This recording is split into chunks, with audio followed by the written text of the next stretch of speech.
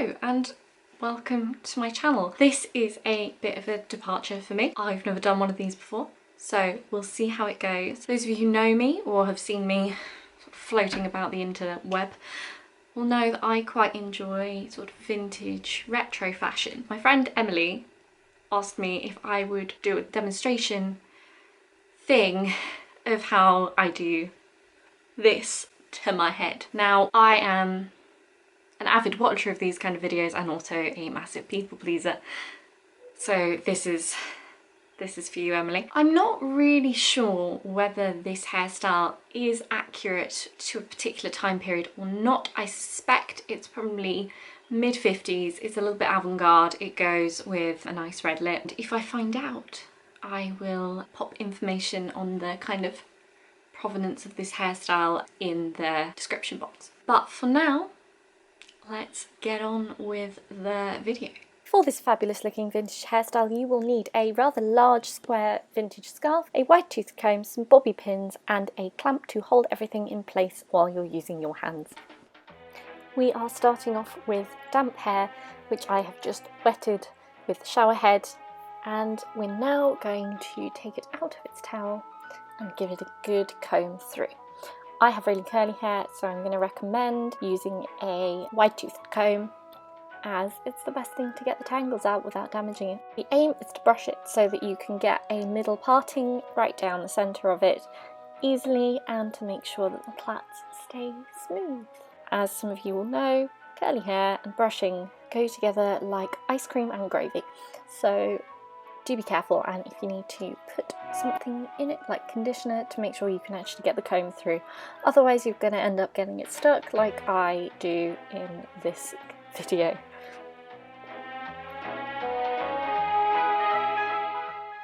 Once you've brushed through thoroughly, what we're going to do next is take the comb and create a middle parting across the top of your head and down the back. Now, my hair doesn't normally part like this, which means that I have a bit of a struggle on my hands. Now it's all brushed, we're going to go ahead and make that parting.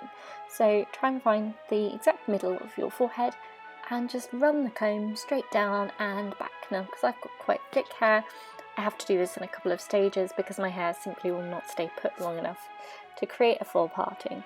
But basically what we're going for here is curtains.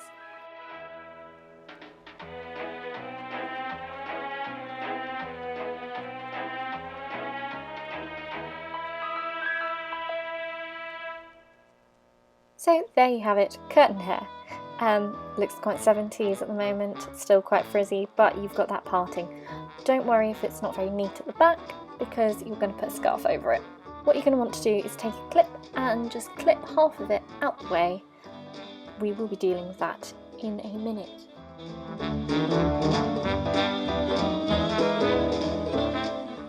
Oh yeah. Next you're going to need your bobby pins and hairbands, 2 hairbands and as many bobby pins as you've got, and your vintage scarf. Have it folded over like this with the little triangle bit tucked under so that that's going to go flat on your head. You need to grab your bobby pins and just pop that right at the base where you've parted your hair and pin it in place, making sure to get some of the scarf and some of your hair. This can be a little bit fiddly.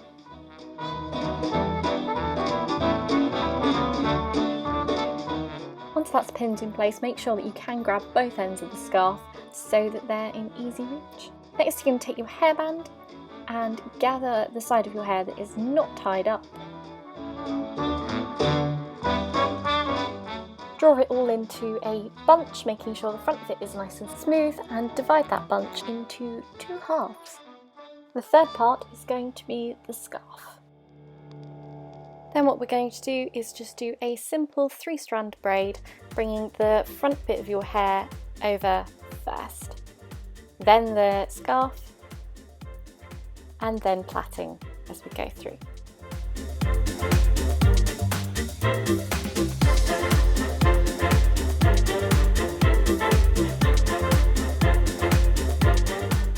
Once you've reached the end of your hair, what you're going to need to do is take the hairband and pop it around the bottom of the plait, pretty much as far down as you can go, just looping the scarf right out the end, and that should be much longer than the plait. And just in case you missed any of that, we're going to go ahead and take our hair down from the bunch and do exactly the same on the other side. So divide it into 2 halves. Remember, the third half is going to be your scarf. Make sure that front bit is nice and smooth, because that's the bit that's going over first, and we want that to stay nice and flat. So we take the front bit over, then the scarf, and then we plait all the way down, securing it at the end with a hair.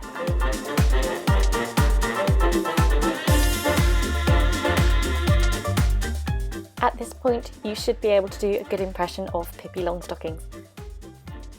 Then we're going to take our hairpins and just keep those with us. We're going to take one side of the plait and twist it to make sure that it stays flat to your head, and then we're going to clip it in place at the bottom with a curvy grip. Then we're going to pop another one just at the top to keep it in place, and use that clip that we had earlier to hold half the plait in place. Then we're going to do the same the other side, twist it to make sure it's flat to your head, pin it, and make it join up with the top one. Sorry about the appearance of the scarf, that triangular bit at the end is meant to be tucked in, and I will do that in a second. To sort this slightly odd looking situation out, you're going to take the 2 ends of the scarf and tie them in a bow. So firstly, tie them in a knot on top of your head. This is going to keep the plait where it's meant to be, so make sure it's pretty tight. And then tie a bow as you would tying a pair of shoelaces, whichever method suits you. Now you can make this bow as neat as you like. I don't mind if I've got little curly bits sticking out.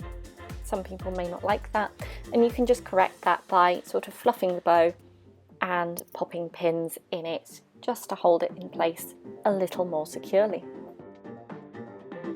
And there you have it. This is the finished hairdo. It's really quick, really simple, and it stays in place pretty much all day. I have test driven it several times.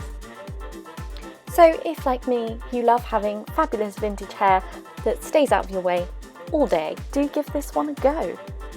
It's a great one for curly hair, and rest assured it will turn a fair few heads.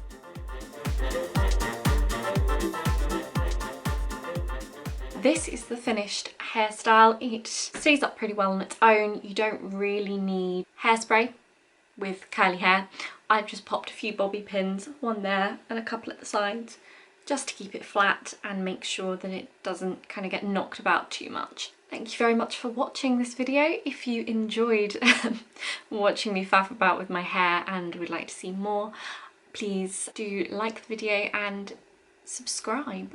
That helps me know what people are enjoying, what to make more of, and it also helps other people find the channel. I hope you are all well and safe. I know one thing I'll be taking out of this time at home with not a lot else to do is that I love slightly extravagant dressing, and I'm not giving it up when we come out of lockdown. Until next time, bye.